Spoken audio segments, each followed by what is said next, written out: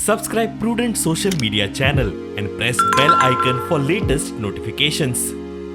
वेचणूक आयोग फेब्रुवारी 2022 जावपा आशिल्ल्या विधानसभा वेचणुकेच्या फायनल तयारेक लागला.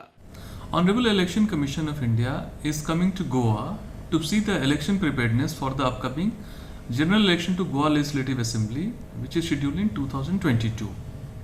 The Honorable Commission will have interaction with the political parties on 21st of December, which will be followed by interaction with the Chief Electoral Officer and State Police Nodal Officer.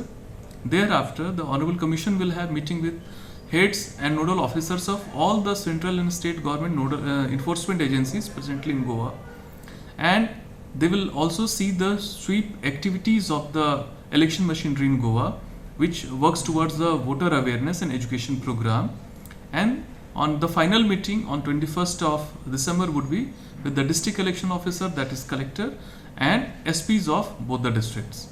On 22nd of December, Honorable Commission is going to meet the State Chief Secretary, Principal Secretary Finance and Director General of Police, which will be followed by General Press Conference with media persons.